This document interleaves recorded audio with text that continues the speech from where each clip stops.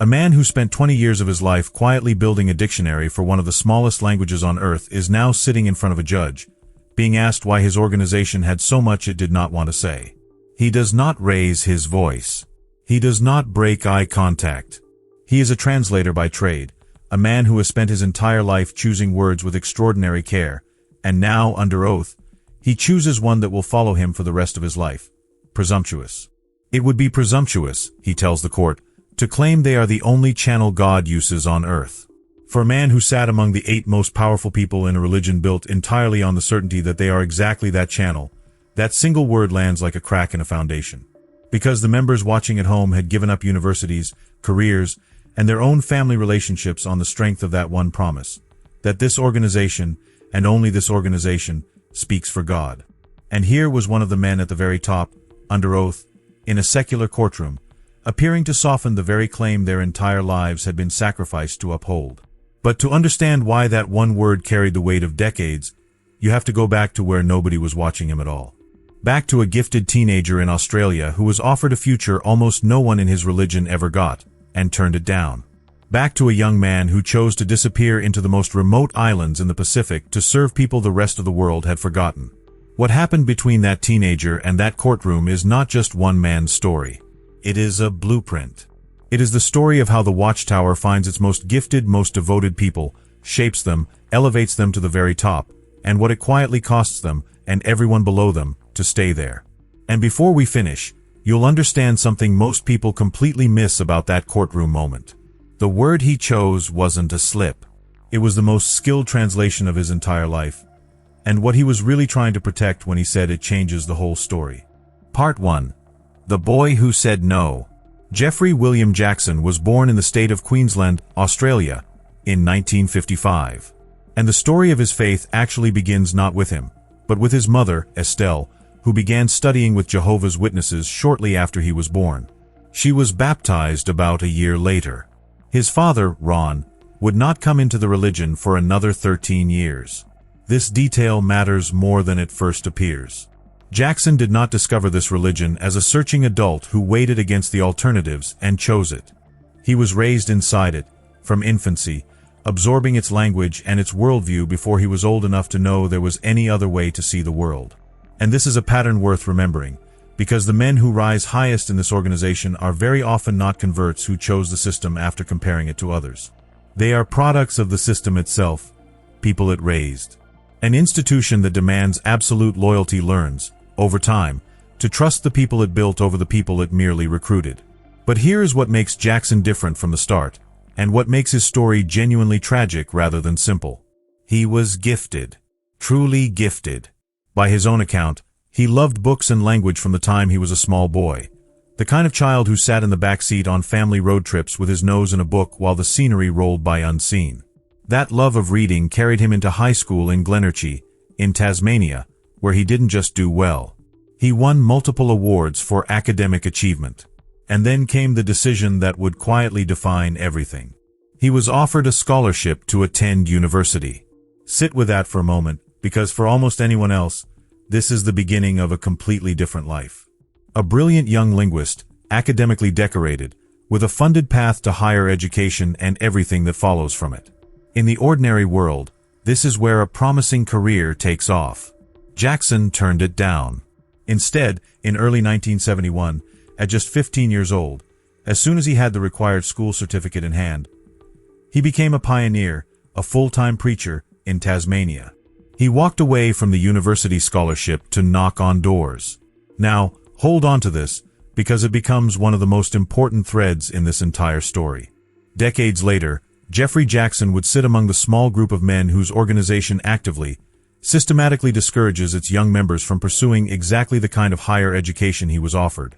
The scholarship he personally declined at 15 would become, in effect, the scholarship that thousands of young witnesses are quietly pressured to decline too, inspired by the example of devoted men just like him. The choice that shaped his life would be turned into a policy that shaped theirs. But in 1971, there was no policy. There was just a gifted teenager, utterly sincere, choosing what he believed with his whole heart was the highest possible use of his life. And it is essential to be honest about that sincerity, because the point of this story is not that Jackson was a fraud. He believed. That is precisely what makes what came later so complicated. In June 1974, he married Jeanette, Jenny, Alcock. And shortly after, the two of them were appointed as special pioneers, sent to isolated assignments most members would never have volunteered for.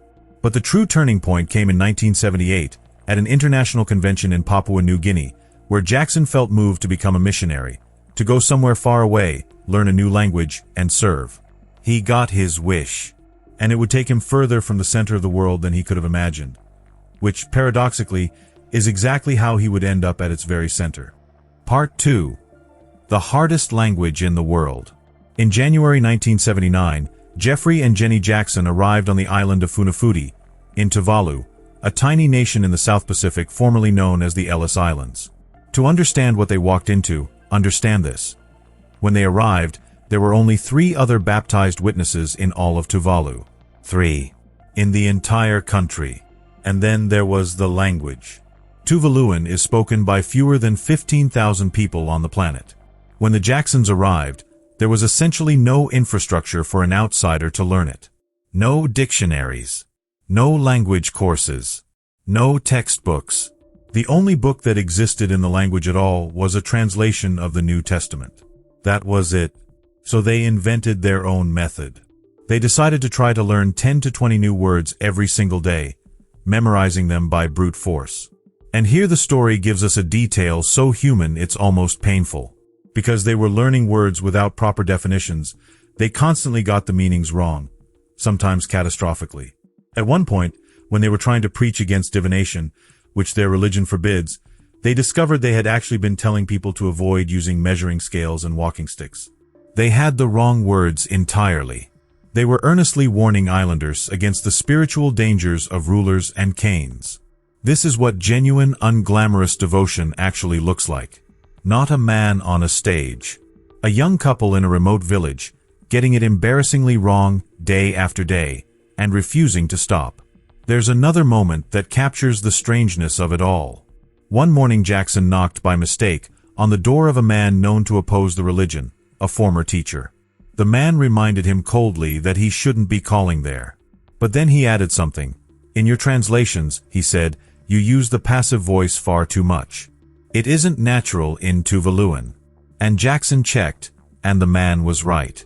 So he changed it.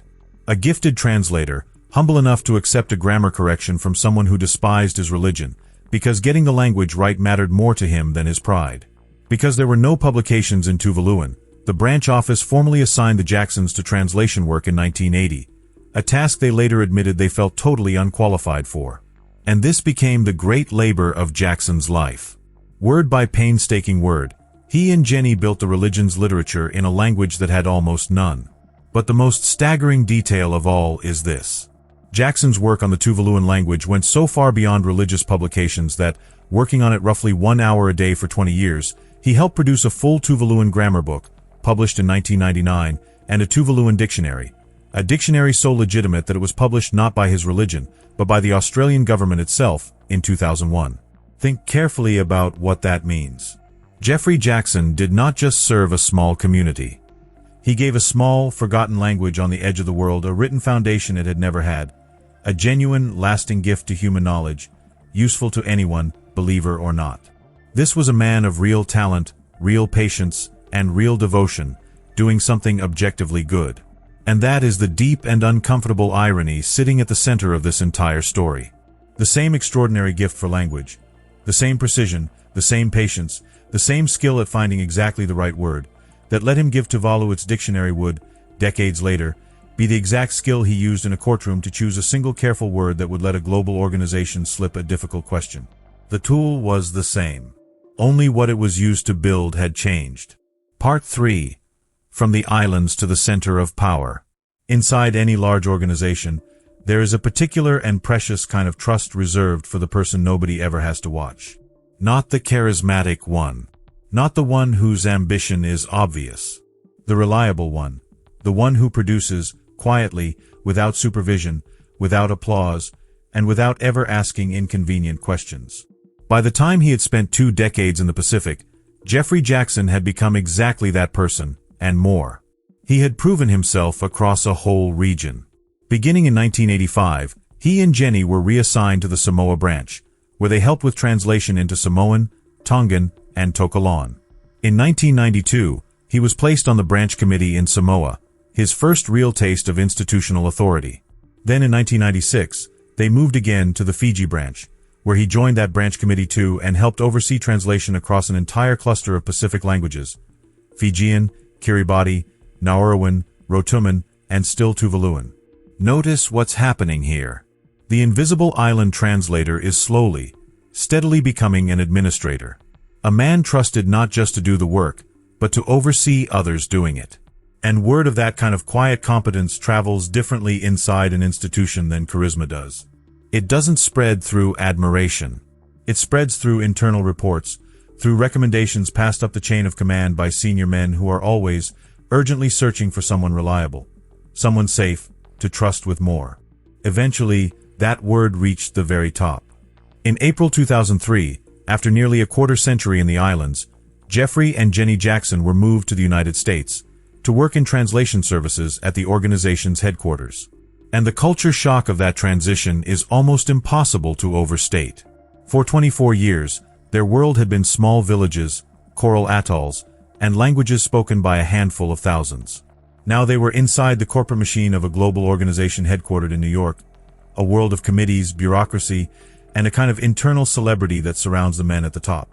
Because inside this organization, the men at the summit are not treated as ordinary administrators. Their recorded talks are studied. Their faces are known to millions. Their words are treated not as opinion, but as spiritual direction. And Geoffrey Jackson was rising fast. Soon after arriving, he was made a helper to the teaching committee of the governing body, a clear signal of where he was headed. Then, on August 24, 2005, an announcement was made to the Bethel families in the United States and Canada, connected by video. Effective September 1, 2005, 2 new members would join the governing body of Jehovah's Witnesses: Anthony Morris III and Geoffrey W. Jackson.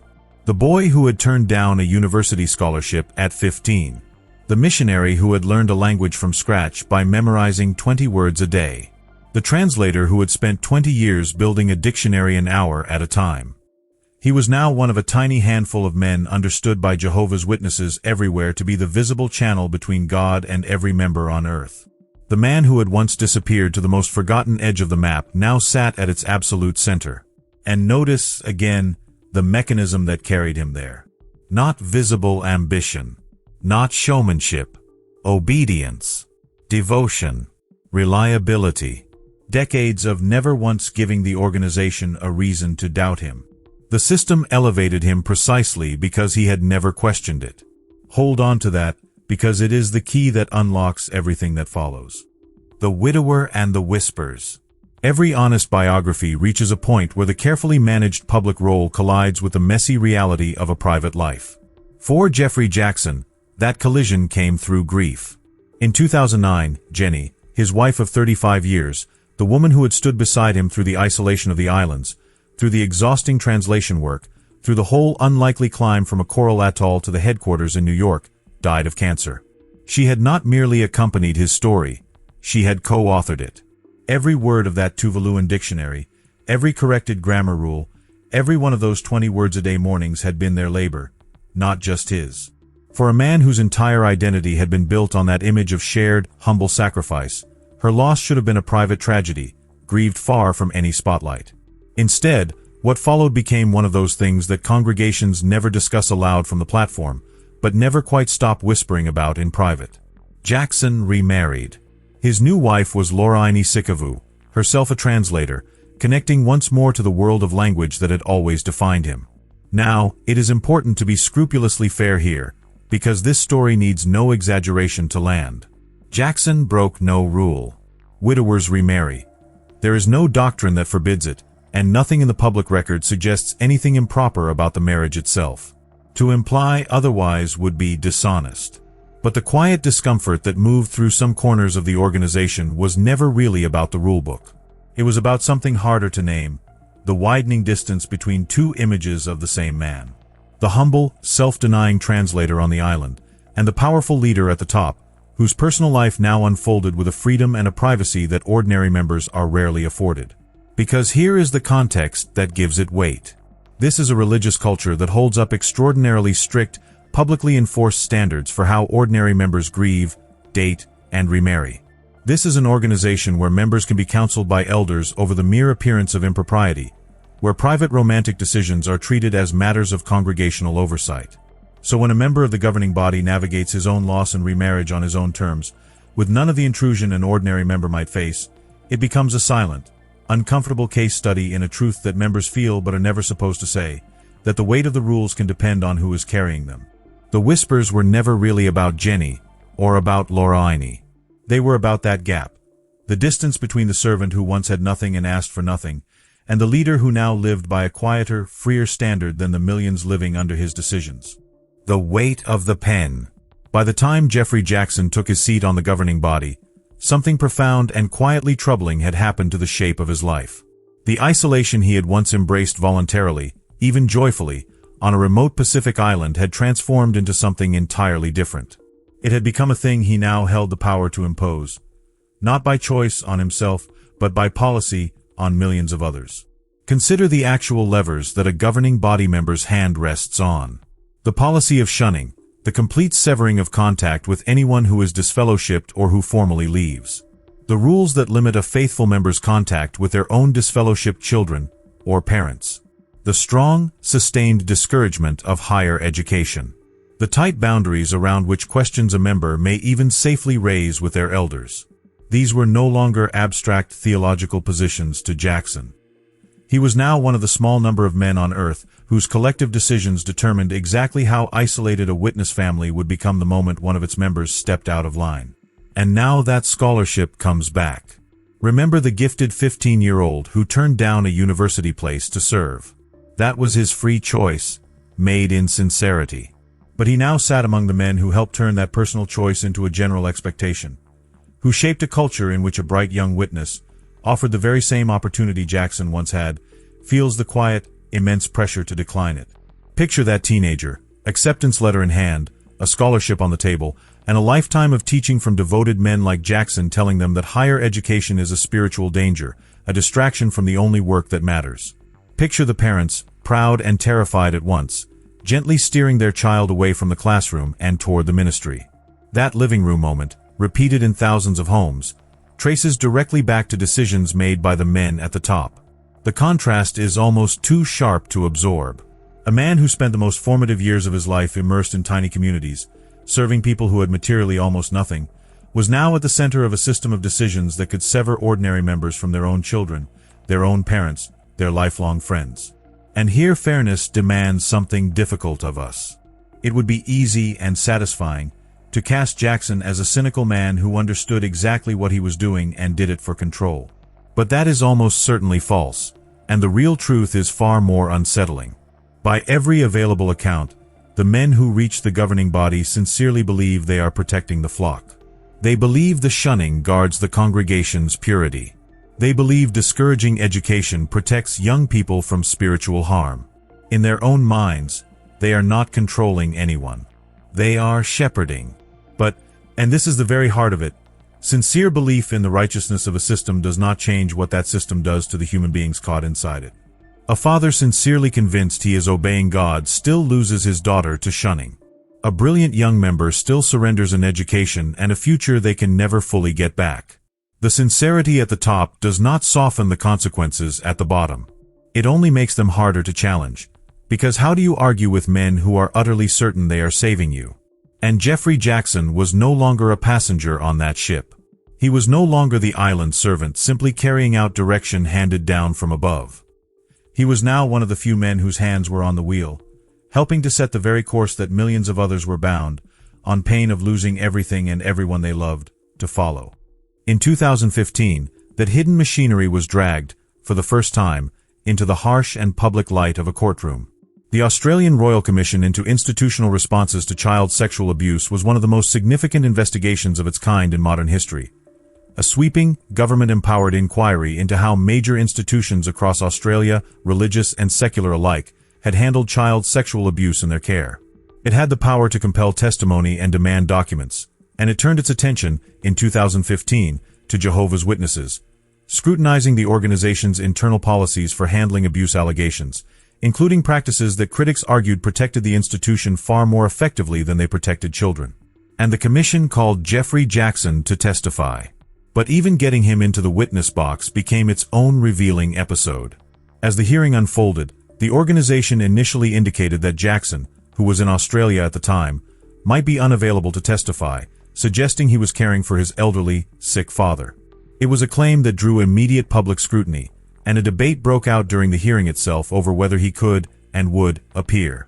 For an organization already being examined for a lack of transparency, the optics of one of its top leaders seeming to avoid the stand were damaging on their own. Eventually, the pressure told. Jackson agreed to testify, and so the translator took the stand. Think about the profound irony of that setting. For a man whose entire life had been built on the careful, precise selection of words, who had given a language its very dictionary, the courtroom was the one arena where that lifelong mastery would finally be turned against him. Because in that room, words were no longer tools he controlled. They were sworn testimony, extracted under expert questioning, recorded permanently for history and for every member watching.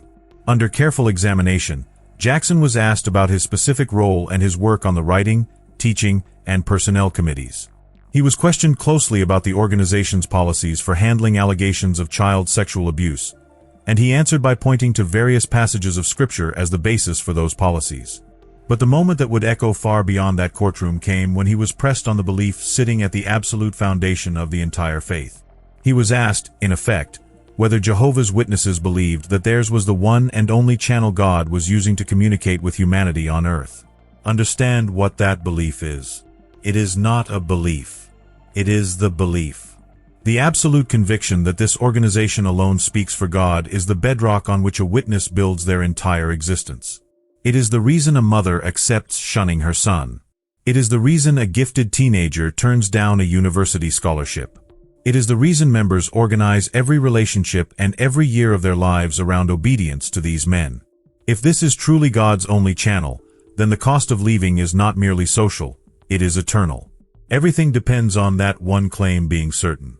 And after decades of that very certainty being taught, printed, preached, and enforced upon congregations who had reorganized their whole lives around it, Geoffrey Jackson, under oath, before the watching world, hesitated. It would be, he said, presumptuous to make that claim. The word landed in that courtroom like a quiet confession. Not a legal one, a human one. In front of the world, the man who had spent his entire life inside a system built on absolute, unbending certainty was suddenly, carefully, softening the single claim on which that entire system's power over people's lives depended. Now, and this is where we return to the promise from the beginning, this was not a slip. Remember who was speaking. This was perhaps the single most skilled translator in the entire organization, a man who had spent a lifetime choosing words with surgical precision. He did not stumble into that word by accident. He selected it. And to understand why, you have to understand the trap he was in. If Jackson had said, plainly and proudly, "Yes, we are the one and only channel of God on earth," he would have handed that royal commission something extraordinarily dangerous. He would have publicly claimed, under oath, that his organization held ultimate spiritual authority and control over every elder, every congregation, every policy in every corner of the world, in the very hearing examining whether that organization had failed to protect children. He would have been fastening the responsibility for every local failure directly onto the men at the top. So instead, the master translator reached, in real time, for the one word that could create just enough distance, just enough humility, just enough ambiguity, to loosen that claim without appearing to deny his own faith. Presumptuous. It was, in its way, the finest and most consequential translation of his career, not from one language to another, but from a dangerous certainty into a safe ambiguity. But here is what he could not control. He was speaking to two audiences at once. To the commission, presumptuous sounded like reasonable humility. But to the millions of witnesses watching, it sounded like something else entirely, because they are never permitted that humility. The ordinary member is not allowed to call it presumptuous to say this is God's only organization. The ordinary member is required to affirm it with total, unwavering certainty, and to shun the family members who dare to doubt it. So for the countless witnesses who had personally shunned a beloved family member, who had turned down an education, who had built every relationship and every year of their lives around the unshakable certainty that this was the one true organization of God, hearing one of the 8 most senior leaders on earth appear to call that very certainty presumptuous, under oath in a secular courtroom, was not a small thing. It was an earthquake. It was the precise moment the island boys carefully constructed decades in the making authority walked into the one room on earth where authority alone was not enough, where the words had to hold up not before a loyal congregation, but before a judge who could ask, why? And then, something happened that was almost as revealing as the testimony itself. Nothing. For a moment of such magnitude, one of the highest leaders in the religion, testifying under oath before a national inquiry, appearing to soften the faith's central claim, the response from the organization to its own members was a near total silence. There was no great explanatory article walking members through what their leader had said and why. There was no frank discussion from the platform at the Kingdom Halls. The event that consumed critics and former members, that spread across the internet and through every ex-witness community, was met inside the organization with something close to a vacuum. And that silence was not an accident. It is, in fact, one of the most important things to understand about how this organization manages difficult truths. The strategy is not always to argue with an inconvenient fact. Very often, it is simply to decline to acknowledge that the fact exists at all. To let it fall into a space where loyal members, trained not to seek out apostate sources, will very likely never fully encounter it. But some did. And for those members who did see the footage, who did watch one of God's supposed channels hesitate under oath, the silence created something agonizing. They were left to process a genuine crisis of faith entirely alone, in their own living rooms, with no guidance and no permission to even speak about it openly. Because to raise it, to walk into the Kingdom Hall and ask, why did Brother Jackson say it would be presumptuous, was itself to invite suspicion. In an organization where doubt is treated as a spiritual disease, the very act of asking the question could mark you. So thousands sat with it quietly. Some buried the doubt and carried on. Some began, slowly, to pull at the thread. And for a number of them, that quiet, unanswered moment in an Australian courtroom became the first crack, the beginning of a long walk toward the door. Geoffrey Jackson's story, in the end, is not the tidy tale of a villain who set out to deceive. The truth is more uncomfortable and far more revealing than any villain could ever be. It is the story of how an organization built on total, early, unquestioning devotion goes looking for the people most gifted at giving exactly that, and then rewards that devotion, step by step, with more and more power. Until at last, the same deep obedience that made a man trustworthy enough to be raised to the very top becomes the same obedience that makes the entire institution he now leads almost impossible to hold accountable. The servant who never questioned becomes the leader who cannot be questioned. The boy who turned down a scholarship to disappear into the Pacific, who gave a forgotten language its dictionary one patient hour at a time, became, decades later, one of the men least able to state plainly, under oath, the very belief that generations of ordinary witnesses were taught to affirm without a flicker of doubt and to sacrifice their own families to uphold. His greatest gift, precision with words, became the instrument of his greatest evasion. That gap, the vast, quiet distance between the humble translator on the island and the careful man in the witness box, is the real story. And it is not Geoffrey Jackson's alone. It is the blueprint. It is the story of how the Watchtower has built, elevated, and protected nearly every leader it has ever had, and of what happens on the rare day when one of those men is finally asked to answer not to the faithful, who cannot question him, but to the world, which can. If this kind of deep investigation into the real men at the top of the organization is what you've been searching for, then subscribe and turn on notifications, because this is only the first episode. We are going through every single member of the governing body, one by one, their real histories, their true rise to power, and the exact moments when the truth finally caught up with them.